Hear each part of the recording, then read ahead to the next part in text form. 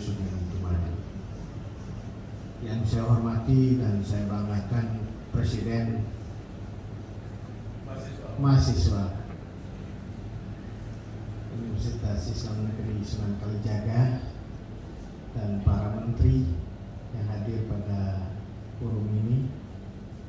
Terima kasih, saya sudah diundang oleh Saudara Presiden. Kalau Saudara Presiden yang mengundang, saya nggak hadir, harus hadir. Karena selama ini saya juga diperintah oleh Bapak Presiden Republik Indonesia. Saat ini kita diarahkan oleh Presiden mahasiswa BEM Universitas Islam Negeri Sunan Kalijaga.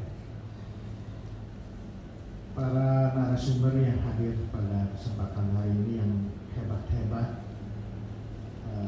saya senang sekali bisa bertemu dengan Anda semua, termasuk nantinya Mas Adin ya, yang bisa hadir secara virtual. Hadirin dan undangan yang berbahagia, tentu kita wajib menyampaikan rasa syukur, alhamdulillah Mas Tungkar, karena hari ini kita bisa bertemu dalam sebuah acara yang sangat penting bagi kita, yaitu Seminar Nasional Kepemudaan yang diselenggarakan oleh Kementerian Pemuda dan Olahraga dan UIN Sunan Kalijaga. Karena hari ini bukan hanya sekedar weekend ya, yang menunjukkan bahwa Anda harusnya hari ini biasanya lebih santai, tetapi hari ini kita membahas sesuatu yang sangat penting bagi bangsa kita. Satu kata kuncinya, satu pemuda, dan kedua adalah future, masa depan. Kalau BEM mahasiswa atau BEM Sunan Kalijaga bicara soal kepemudaan atau pemuda, itu sudah biasa. Tapi ketika bicara tentang future, tentang masa depan, ini yang luar biasa. Mengapa saya sebut sebagai luar biasa? Karena selama ini cara kita melihat seringkali muncul pandangan bahwa anak muda itu hanya melihat hari ini dan mungkin saja melihat masa lalu sebagai sesuatu yang sangat penting. Akar tradisi dan juga warisan historis yang dibangun di masa lalu itu menjadi bagian dari kehidupan kita masa kini. Itu memang sesuatu yang harus kita pikul bersama-sama. Kadang kalau kita melihat masa lalu, apalagi menyandang nama besar Sunan Kalijaga, ada semacam tanggung jawab historis yang dimiliki oleh teman-teman, terutama di BEM Sunan Kalijaga ini, untuk melanjutkan peran sejarah yang sudah dibangun oleh Sunan Kalijaga. Kita harus melakukan penghormatan dan juga pemulihan terhadap masa lalu itu. Istilah saya respect the past. Respect the past itu sesuatu yang penting bagi sebuah bangsa. Sebuah bangsa yang besar itu adalah bangsa yang menghormati, menghargai dan memuliakan masa lalu sebagai sesuatu yang menjadi semangat, spirit besar untuk melanjutkan hari ini. Tetapi memang tidak cukup dengan respect the past. Kita harus melanjutkan lagi adalah create the future, membangun atau menciptakan masa depan. Ini juga tidak kalah besar tanggung jawab yang kita pikul. Kita tidak memegang beban sejarah untuk melanjutkan masa lalu saja, tetapi pada saat yang bersamaan kita juga dituntut untuk melanjutkan menciptakan masa depan.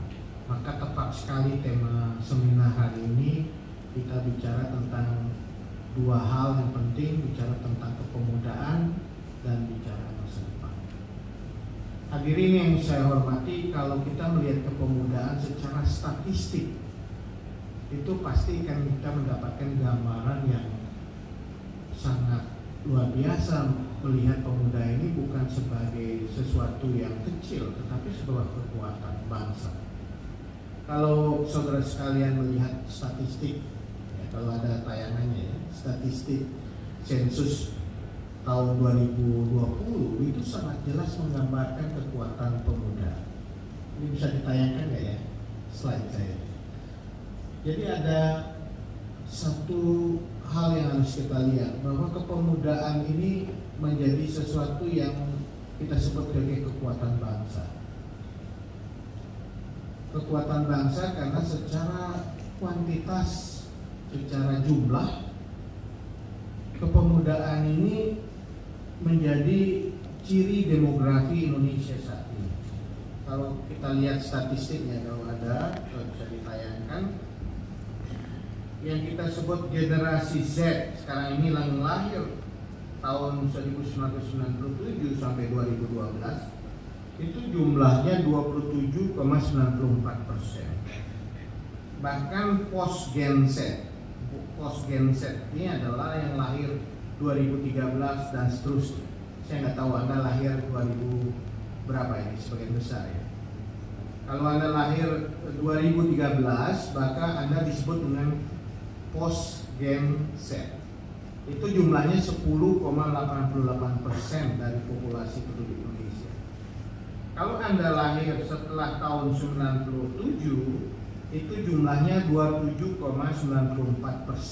dari populasi penduduk Indonesia. Sedangkan yang millennials, yang sekarang kan sering diangkat istilah millennials.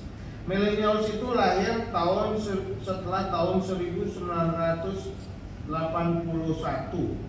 ya. Dan jumlahnya sekitar 25,87% dari jumlah populasi penduduk Indonesia. Cukup besar juga, tapi kalah dengan Gen Z. Kemudian Gen X yang lahir setelah tahun 1965, ini generasi saya nih, Gen X ini, itu jumlahnya 21,88%. Itu jumlah dari Gen X. Nah, generasi baby boomers. Nah, ini generasi baby boomers ini generasi dari bapak-bapak Anda yang lahir tahun 46, mungkin juga kakek-kakek Anda ya. Itu jumlahnya 11,56%. Pre-baby boomers itu lahir sebelum tahun 1945, itu hanya bersisa 1,87%. Jadi kalau kita lihat dasar statistik, kalau ibu sekalian, adik-adik semua, itu proporsi penduduk usia 0 sampai 14 tahun itu turun dari 44,12% pada tahun 1971 menjadi 23,33% pada tahun 2020.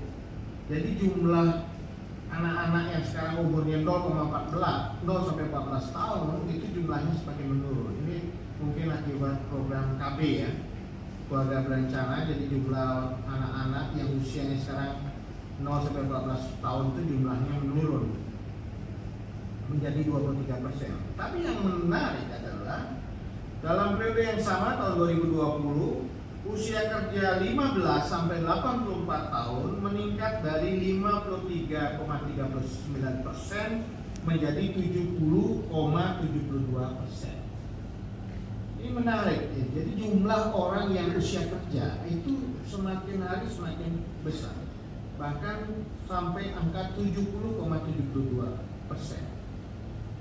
Sementara penduduk usia 65 tahun ke atas naik dari 2,49% menjadi 5,95%.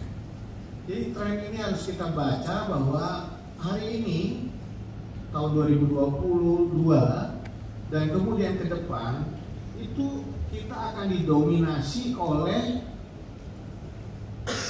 penduduk Indonesia usia produktif antara 15 sampai 64 tahun. Sorry, tidak 84, 64 tahun. Dan akhirnya generasi yang umur 0,14 tahun itu menurun. Nah, lama-kelamaan setelah ini booming terjadi, akhirnya jumlah penduduk Indonesia usia produktif itu semakin lama semakin besar dan sampai puncaknya yang tadi disebut oleh Saudara Presiden sebagai puncak bonus demografi, pada suatu saat jumlah penduduk usia produktif itu akan menurun dan usia yang semakin menua semakin banyak.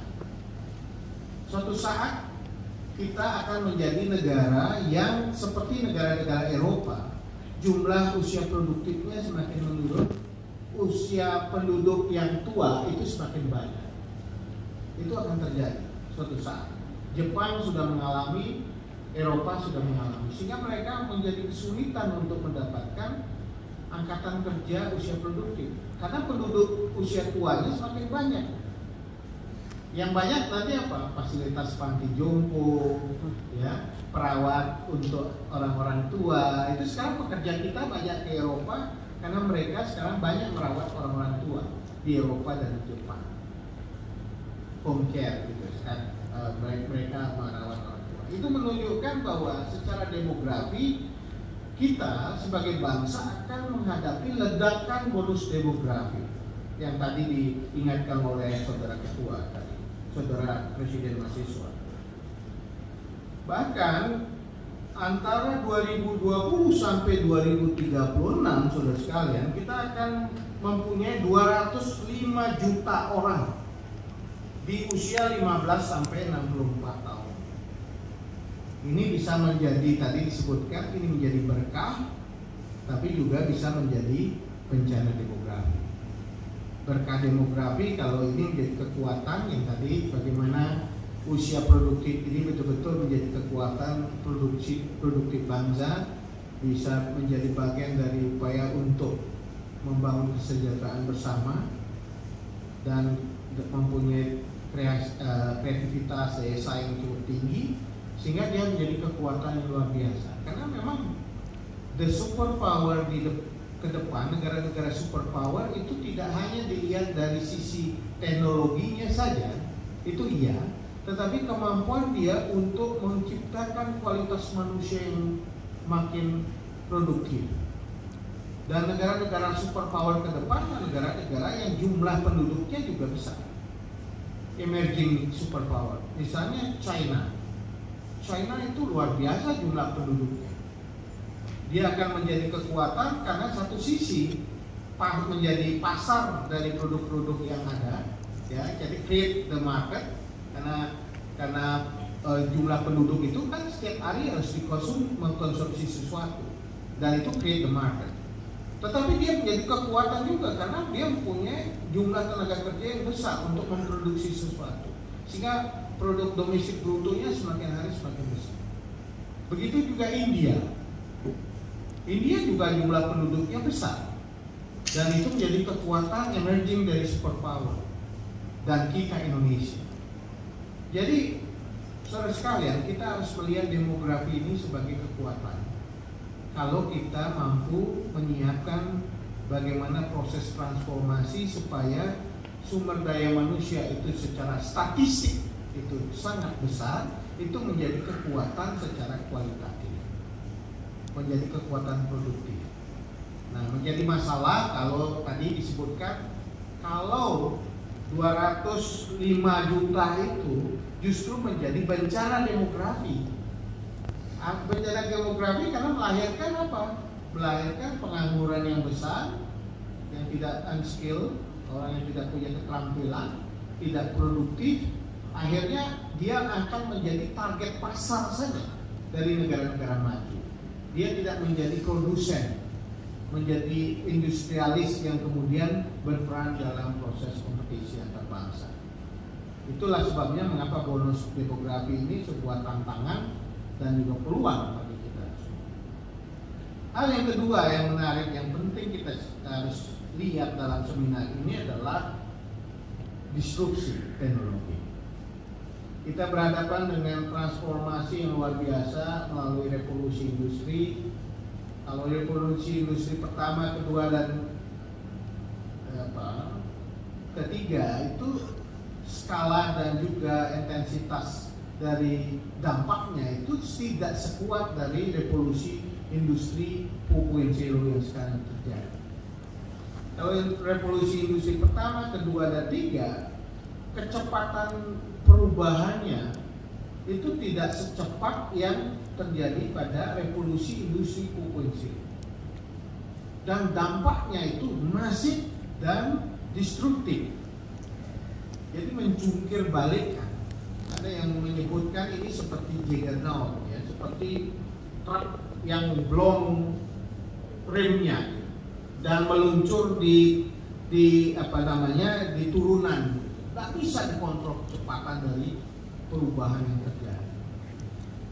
Nah, apa konsekuensi dari lahirnya disrupsi teknologi oleh revolusi industri 4.0 yang digerakkan oleh artificial intelligence, internet of things, robotik, virtual reality dan lain-lain? Itu adalah munculnya apa yang disebut dengan pengetahuan dan keterampilan baru, termasuk pekerjaan-pekerjaan baru. Ada pengetahuan, keterampilan dan pekerjaan yang akan usang, tetapi juga ada pengetahuan, keterampilan dan pekerjaan yang emerging, yang muncul. Sekarang ini emerging knowledge, emerging skill dan emerging job mulai bermunculan. Dalam kajian World Economic Forum menyebutkan tahun 2005 pekerjaan rutin akan berkurang 15% menjadi 9,4%. Namun 90 juta pekerjaan baru yang muncul. Tapi ada ceritanya. Ada pekerjaan-pekerjaan yang dulunya kita sering familiar dengan pekerjaan itu. Contohnya teller di bank. Ya, kita kalau ngurus sesuatu dulu kan datang ke bank. Zaman saya tahun 70-an, 80-an, 90-an masih ada wesel ya, lewat pos. Kemudian berkembang setelah teller di bank itu sudah sangat merambah, sehingga bank-bank itu membuat cabang-cabangnya di banyak tempat. Kita mulai dikenalkan dengan ATM, ya kan? Jadi tidak perlu ngantri di teller, kemudian cairin uang atau ambil uangnya di automatic teller mesin ATM. Setelah itu 90-an ATM sudah menjamur. Tahun 2000-an kita sudah bertransformasi dengan disrupsi teknologi, muncul apa yang disebut dengan mobile banking. Nggak perlu ke bank buka tabungan, nggak perlu ke bank untuk transfer, nggak perlu ke bank untuk menarik tabungan. Ya mungkin menarik uang itu masih di ATM ya. Tapi kita sudah bisa mentransfer uang, bahkan membayar itu dengan secara digital. Kalau Anda punya QRIS, pakai QRIS, cukup Anda bisa langsung bayar di situ. Ini revolusi karena apa? Bank yang dulunya yang kita perlukan dan jumlahnya cabangnya sudah banyak itu, akhirnya tidak relevan lagi. Buat apa orang ke bank? Sehingga apa? Pekerjaan tellernya tidak perlu lagi. Nah itu yang saya sebut disrupsi yang disebabkan oleh inovasi teknologi dan membuat pekerjaan-pekerjaan yang lama itu hilang, tetapi muncul pekerjaan baru yang muncul sekarang ini, content creator yang berkaitan dengan data science dan lain-lain. Karena dunia sekarang dunia digital. Dan sekarang ini pekerjaan banyak bergeser dari yang dulunya sangat berbasis office di kantor, sekarang fleksibel. Bahkan ini dihantam lagi dengan pandemi, orang mulai bekerja dengan work from home, work from anywhere. Saya paling suka ini work from anywhere ini, karena kita nggak harus bekerja setiap hari itu di kantor, tetapi bisa bekerja di Bali misalnya, bekerja di Ubud di tempat saya itu bisa bekerja langsung dan hasilnya saya kirimkan. Jadi ada istilah sekarang ini workation, work and vacation, bekerja dan vacation. Dan itu luar biasa trennya di dunia ini sekarang setelah pandemi. Setelah pandemi kan sudah mulai work from home, belajar dari rumah dan lain-lain online, sehingga ada semacam kebiasaan baru juga muncul. Orang lebih fleksibel kerjanya di rumah. Jadi dia bekerja di rumah, bisa ngurus kerjaan, ngurus anak, ngurus istrinya. Jadi tingkat keintiman hubungan di rumah juga semakin tinggi gitu. Jadi lebih perhatian sama anak-anaknya dengan pandemi 2 tahun ini. Tetapi ketika orang kembali setelah pandemi itu kagok juga. Wah, ini kok enakan kuliah itu sampai tiduran gitu kayaknya di rumah dibandingkan kuliah harus di absen di kelas gitu. Apalagi sudah ada teknik-tekniknya, misalnya kalau kuliah online itu kan biasa bikin video kecil gitu kelihatan masih hidup lah di video itu. Jadi nggak, walaupun kita kuliah sambil tiduran. Nah, work vacation ini mulai tren dan bahkan di tempat saya di Ubud di Bali itu muncul digital nomad. Orang-orang yang bekerja tidak berdasarkan batas-batas negara. Jadi dia bekerja saja di Ubud atau di Bali, gajinya dolar, gajinya rubel, tetapi bekerjanya sambil liburan. Itu namanya work and vacation. Dan fenomena digital nomad ini hampir merata di seluruh dunia. Jadi orang ada tempat favorit bagi mereka untuk bekerja sekaligus vacation. Nah, tren ini harus kita tangkap lebih jeli. Nah, yang ketiga, tantangan kita hiperkompetisi. Kita akan tidak lagi ya dihadapkan pada sekat-sekat batas negara sekarang soal pekerjaan. Orang bekerja sekarang ini bisa mengendalikan berbagai hal dari secara online di berbagai tempat. Yang tadi saya contohkan dengan digital nomad. Dia menjadi content creator, dia menjadi seorang programmer, dia bisa menjadi seorang yang merancang sebuah sistem itu dari kerjanya di suatu tempat di mana saja, di anywhere. Tetapi dia bisa mendapatkan satu keuntungan pekerjaan itu di berbagai negara. Batas-batas negara itu sudah tidak relevan lagi, karena mereka bisa bekerja lintas negara. Sehingga yang kita ingin sampaikan di sini adalah bahwa kadang hukum kita, regulasi kita telat merespon perkembangan pekerjaan, emerging job, emerging skill, emerging knowledge yang baru ini. Dan tentu ini akan menjadi menarik kalau dibahas di seminar ini, bagaimana kita mengantisipasi hiperkompetisi. Nah, saya memberikan data pada Anda tentang survei The Future Job. Tadi sudah saya sebutkan bagaimana pekerjaan rutin akan berkurang, pekerjaan profesional itu akan meningkat. Kemudian ada kecenderungan akan dilakukan oleh artificial intelligence, IA. Jadi sekarang dulu tukang clipping koran saya ingat sekali ya, waktu mahasiswa kalau saya riset itu saya clipping koran. Sekarang nggak relevan lagi clipping koran, karena sudah ada search lewat Google atau melakukan dengan artificial intelligence, Anda dengan kata kunci tertentu bisa mendapatkan informasi sebanyak-banyak. Luar biasa perkembangan. Dan itu digantikan oleh mesin. Dan juga ada kecenderungan digitalisasi pekerjaan. Banyak sekarang, misalnya akuntansi. Yang dulunya kita ngitung itu belajar tentang pembukuan itu ya. Sekarang nggak relevan, sudah ada aplikasi yang bisa digunakan untuk mempermudah pekerjaan.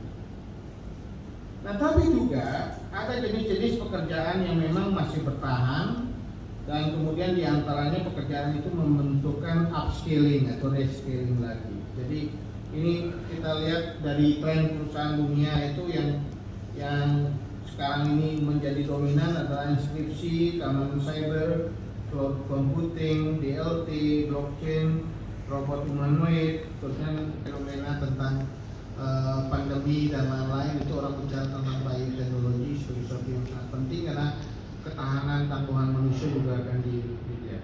Nah, kemudian ada 15 pekerjaan yang berkembang dan ditinggalkan. Kita bisa lihat datanya. Apa yang increasing, apa yang decreasing ya. Apa yang sedang menaik, apa yang yang sedang menurun. Kemudian kita akan tahu bahwa pekerjaan-pekerjaan itu memerlukan future knowledge dan future skill. Nah, ini pentingnya teman-teman Kemenpora bicara soal Kemenpora BEM Sunan Kalijaga bicara tentang future, karena kita harus tahu apa skill yang dibutuhkan di masa yang akan datang. Misalnya analytical thinking dan innovation, active learning dan learning strategies, complex problem solving, creative originality and initiative. Itu beberapa skill yang dibutuhkan di masa depannya. Perlu mungkin kita pikirkan apakah ini perlu dimasukkan dalam hidden curriculum di setiap universitas. Untuk sekarang sudah didesain Merdeka Belajar atau Kampus Merdeka sebagai bagian dari antisipasi dan kebutuhan kita untuk merespon knowledge skill di masa yang akan datang. Karena nggak mungkin kita mengandalkan sebuah cara merespon masa depan dengan cara belajar dan juga pengetahuan kita masa lalu. Ini sulit sekali. Coba kita tanya, bagaimana kita merespon masa depan dengan referensi sekedar dengan masa lalu. Nah, saya berharap betul mahasiswa UIN Sunan Kalijaga, termasuk juga di pesantren-pesantren yang menjadi basis dari teman-teman sekarang ini di kampus. Jadi hubungan antara kampus dan pesantren itu sebenarnya harusnya saling menguatkan. Saya kira ada 3 hal yang harus diperkuat ya, yang kita harus bergegas ke depan. Kita harus adaptasi kompetensi baru. Cara berpikir kita adalah pembelajaran yang lebih adaptif, agile learner, self-directed, complex problem solver. Ini tren baru. Kita belajar itu nggak mungkin kita mengandalkan hanya dalam satu referensi atau suatu sumber. Sekarang sumber alternatif itu banyak tersedia. Bahkan kita belajar bukan harus hanya dari guru atau dosen saja, tetapi belajarnya dari berbagai pihak yang punya kompetensi. Ini pentingnya nanti BEM mengundang teman-teman yang ada di praktisi ya, Mas Nazar, Mas Adin, Mas Albert, itu adalah orang-orang yang teruji di dalam dunia praktis, dan itu pentingnya kita mendengar pengalaman mereka. Karena mereka berhadapan dengan masalah. Itu persoalannya. Kalau teori itu biasanya masalah itu nggak pernah kita eksplorasi lebih jauh, normatif saja berpikirnya. Tapi kalau kita lihat realitanya, dunia itu kompleks. Dunia itu perlu cara untuk mengatasi berbagai risiko dan juga masalah yang ada. Dan itu pentingnya kita mendapatkan motivasi dari praktisi bahwa semua bisa dilakukan asal tadi Anda menjadi seorang yang adaptif, yang belajar cepat gitu loh. Jadi nggak mungkin kita hanya mengatakan kita belajar dalam satu titik tertentu sudah selesai, enggak. Harus terus digital, harus menjadi active learner ya. Orang yang bisa agile learner juga, yang fleksibel di dalam belajar. Makanya sekarang di kurikulum di berbagai tempat di dunia ini yang 3 ini penting. Apa yang disebut dengan critical thinking, yang kedua creativity dan collaboration. Itu aja. Saya nggak tahu nih, karena kita nih sistem kita sudah sangat membebani kita mulai dari sekolah SD, SMP, SMA ya. Saya lihat anak-anak saya itu belajarnya susah sekali. Dulu saya kayaknya nggak belajar sesusah itu. Makin hari punggung mereka semakin bebannya makin berat karena buku yang dibawa semakin banyak. Ya bayangin harus memikul tas ransel yang isinya bukunya banyak. Tapi saya nggak tahu setelah mereka selesai lulus, yang ingat di kepalanya apa gitu. Coba saya ingin Anda PR juga. Ketika SMA kita belajar banyak teori dan belajar tentang sains dan lain-lain. Ketika kita sudah lulus, berapa persen dari ilmu yang kita pelajari di SMA, sekolah menengah itu yang kita kemudian bisa gunakan? Ini pertanyaan kita. Ya oleh karena itu penting sekali memperkuat critical thinking, karena kita harus melihat sesuatu itu tidak secara stagnan dan rutinitas. Kedua, creativity itu harus diteruskan. Dan ketiga, collaboration nggak mungkin kita lakukan sendiri. Coba kita tanya, apakah ada yang bisa kita lakukan sendiri? Nggak mungkin. Nah, ini harus kita lakukan dan menjadi kompetensi baru. Dan kedua, ini penting sekali di BEM kita bicara soal entrepreneurship, bahkan social entrepreneurship. Di pesantren juga saya kira kita harus dorong munculnya entrepreneurship. social entrepreneurship. Bukan entrepreneurship saja, tapi social entrepreneurship. Sehingga kita menjadi job creator, bukan hanya job seekers. Kita nggak berburu pekerjaan, tapi menciptakan pekerjaan. Dan itu hanya bisa kita kalau kita menjadi wirausaha. Jogja ini jago-jago nih, entrepreneur yang bagus-bagus, creativity yang bagus-bagus itu 3 kota menurut saya. Bandung, Jogja, Denpasar. Ya mungkin ada kota-kota lain itu, tapi 2 yang referensi utamanya Bandung dan Jogja. Di sini tempat kita banyak sekali orang kreatif tinggal, dan juga kita terpengaruh pemikiran kreatif mereka, dan juga tidak hanya kreatif, dia entrepreneur, kreatif dan menggunakan ini untuk mendapatkan peluang-peluang nilai tambah yang lebih besar. Kentuku Fried Chicken kan lahirnya di Jogja. Tidak Kentucky Fried Chicken, Kentuku Fried Chicken itu. Saya tahun 90-an kaget ya fenomena ini. Kan banyak teori waktu itu saya dijejali McDonaldism. Oh, kita globalisasi menghancurkan kita dengan McDonald. Tapi kemudian di Jogja menarik perlawanannya. Muncul apa yang disebut dengan bukan McDonaldisasi, tetapi juga creativity melawan globalisasi itu. Salah satunya muncul Kentuku Fried Chicken itu. Dan itu tidak hanya di sektor itu saja, banyak sekali kopi-kopi sekarang bermunculan. Dan anak muda pemain utama dari entrepreneur. Jadi creativity iya, tetapi creativity untuk menjadi entrepreneur itu ada satu proses yang harus kita jalani. Nah, yang terakhir saya ingin teman-teman juga tidak lalai, tidak abai dengan tanggung jawab sosialnya. Ini bedanya kita di Jogja. Saya dengar selalu saya merasa bangga aktivis Jogja itu lulusan Yogyakarta di universitas apapun punya ciri yang luar biasa. Bukan hanya pintar, cerdas, tetapi juga, nah ini ada sisi yang lain, yaitu punya respect, punya kepedulian terhadap hal-hal besar yang dibangun. Apakah itu kemanusiaan, apakah itu lingkungan, apakah itu kebangsaan, kemajemukan. Itu ciri Jogja itu dengan idealis itu. Jadi pintar dengan idealis dan juga murah. Mau dibayar murah ini saya dapat banyak pengalaman. Kenapa sih pilih orang Jogja? Pertama pintar, kedua dia idealis, ketiga juga mau dibayar murah gitu. Tapi sekarang harusnya enggak lah. Orang Jogja sudah mulai dengan lulusan Jogja dengan posisi tawar yang bagus, tidak bukan asal dia mau menerima pekerjaan dengan harga yang murah, tetapi justru dia kompetitif. Nah, merumuskan panggilan sosial, tanggung jawab sosial ini saya ingin mengajak teman-teman BEM untuk mulai berpikir tentang sesuatu yang sudah kita hasilkan. Saya termasuk orang yang beruntung lahir jadi seorang dosen di UGM itu, dan juga aktif di IRE, Institute Research and Empower, sama Abdul Rujaki juga ikut di sini. Dan saat itu antara dosen dengan aktivis transformasi sosial itu kita bisa mendapatkan banyak ilmu dari guru-guru kita waktu itu.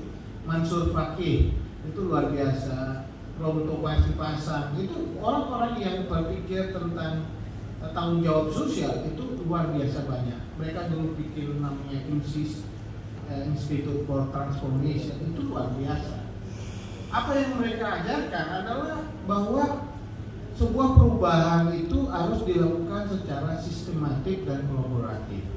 Sistematik artinya tahapan-tahapan strategi yang dilakukan itu harus jelas. Apa yang harus dijalankan untuk menjalankan sebuah transformasi sosial, termasuk juga kolaborasi dengan siapa. Nah, saya menemukan bahwa mereka juga bicara soal edukasi. Merubah sesuatu itu nggak mungkin kalau kita tidak mulai dengan literasi dan edukasi. Bahasa populernya pendidikan rakyat, pendidikan populer, supaya orang mendapatkan pencerahan dari proses perubahan yang terjadi. Kalau enggak, kita menciptakan followers saja, bukan seorang yang menjadi penggerak perubahan. Followers itu pengikut, nggak punya kesadaran dalam perubahan. Nah, yang kedua juga advokasi. Advokasi mengenai strategi bagaimana cara kita memperjuangkan sebuah gagasan menjadi perubahan, dan melalui tangga-tangga apa itu perubahan itu dilakukan, termasuk kebijakan. Ini juga strategi advokasi, juga ada teorinya, tetapi yang penting bukannya teorinya, gimana kita bisa menjalankan itu dalam praktek. Yang ketiga adalah pemberdayaan. Pemberdayaan itu adalah kita mendorong supaya betul-betul sampai ke bawah, from the basis, supaya sampai di bawah. Nah, terakhir adalah lead by example. Nah, TBC ini harusnya jadi example lah. Jadi Presiden BEM, Menteri BEM itu punya tanggung jawab moral untuk menjadi contoh, lead by example. Karena memberi contoh itu lebih mudah untuk menggerakkan sesuatu. Transformasi tanpa contoh kan tak mungkin. Pemimpin yang tidak memberikan contoh bagi perubahan akan tidak bisa menggerakkan perubahan.